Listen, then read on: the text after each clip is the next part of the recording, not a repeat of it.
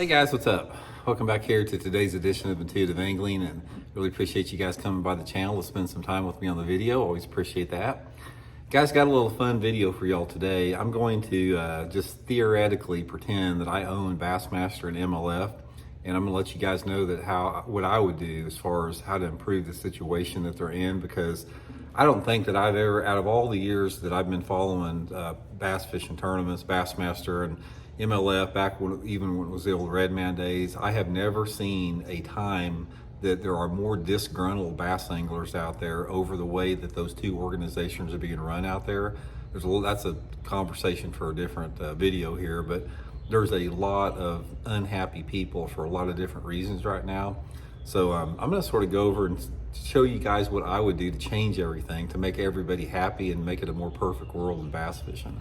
Also, guys, just a quick reminder, you guys heard me talking about it this week. Tackle Warehouse has got their summer kickoff sale going on. I'll include my Tackle Warehouse link in the description of the video if you guys want to take advantage of it by using that link. It's a great way to support the channel. And also, SolarBat has got their summer kickoff sale also with the SolarBat sunglasses. They got 30% off anything on the website now, including my RB2 and RB3 series sunglasses.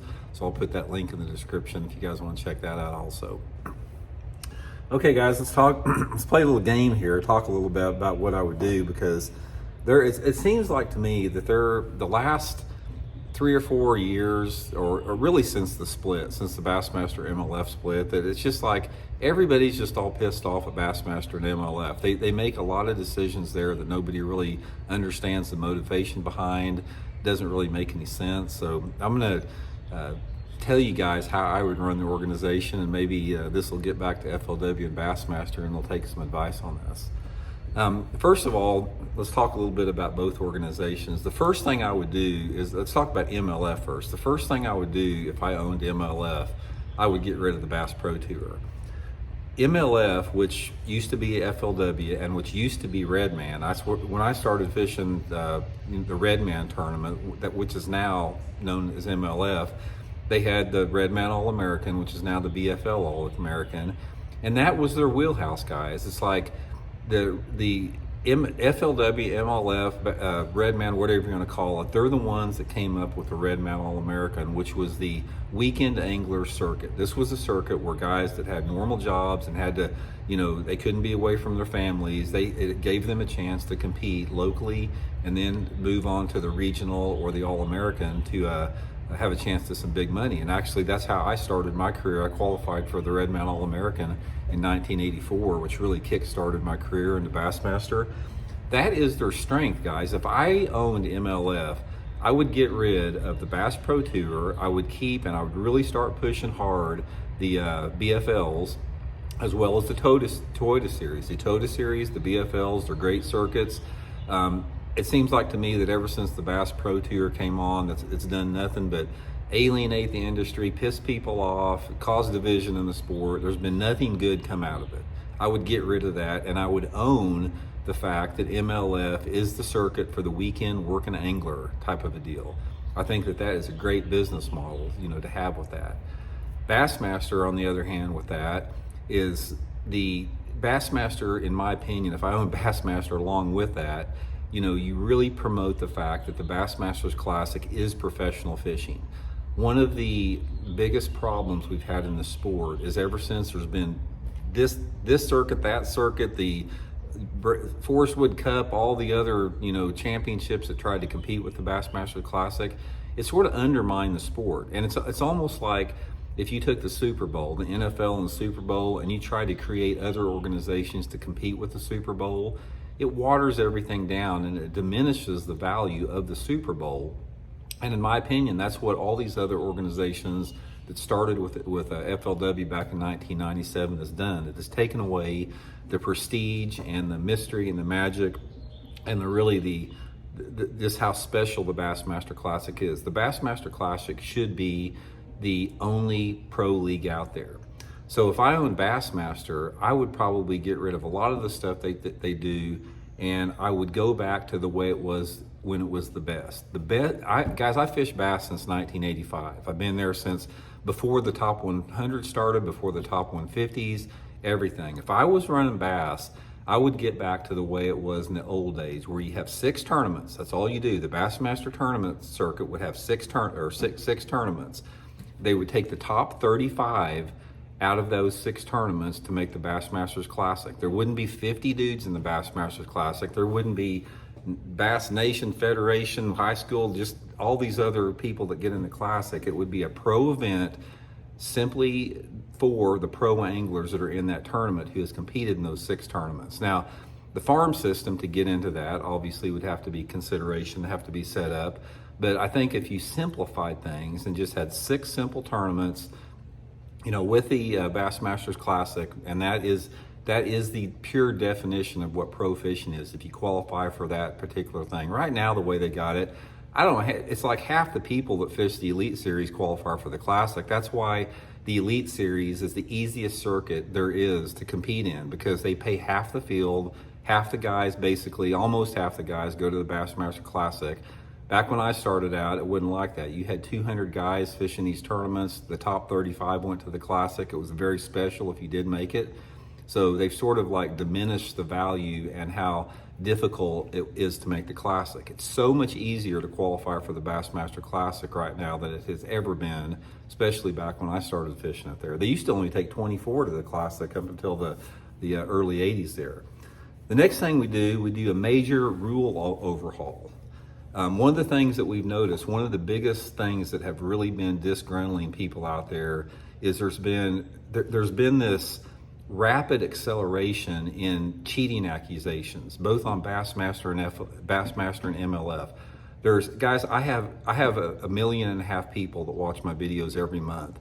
So you can imagine out of 1.5 million people, how many messages I get commenting on stuff like this. Guys, I've lost count of how many messages I get about these cheating accusations that are going on with Bassmaster and MLF. Guys fishing before the cutoff, guys snagging fish, guys getting information, guys pre-fishing, guys paying for waypoints, guys illegally cutting down brush and planting it in a lake before the tournament that's against state rules, with nobody having any accountability. And it's like I've heard a lot of this stuff about people, taking polygraph tests and failing polygraph tests, and then they're not disqualified for it. Favoritism, if the organization has an angler that they really like and want to promote, they tend to protect that. It just goes on and on. I've heard a lot of issues with that. I would completely put a stop to all that. Here's the first thing I would do on the rules.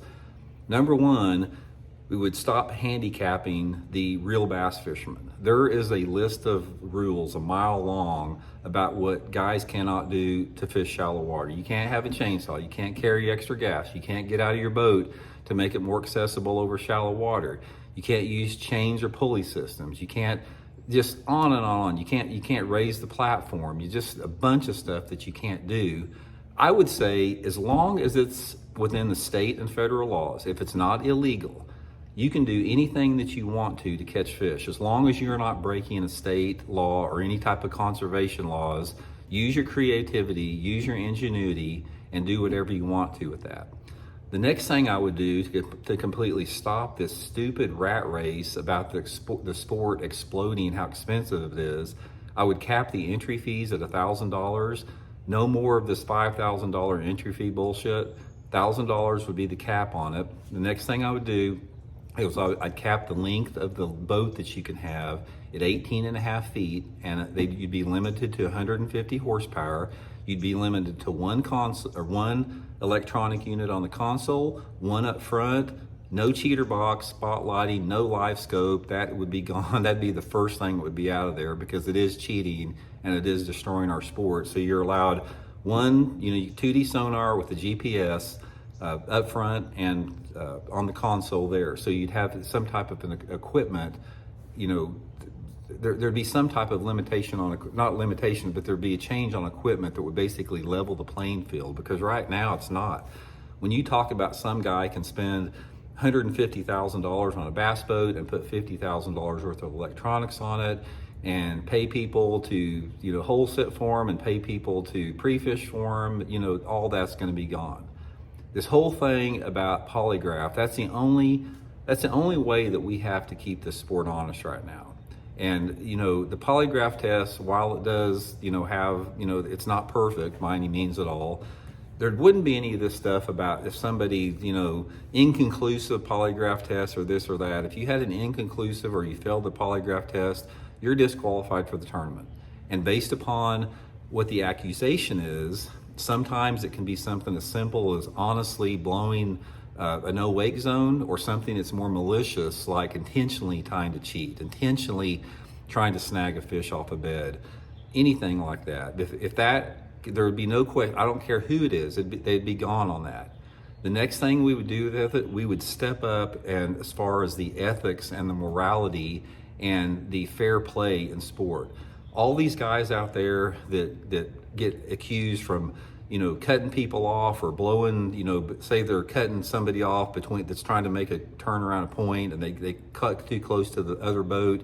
Any type of safety issue, any type of issue where there's a blatant violation as far as safe boating, you're out of there. You're disqualified for the tournament. None of this sitting on the bank for an hour and a half as a penalty. You're gone with that.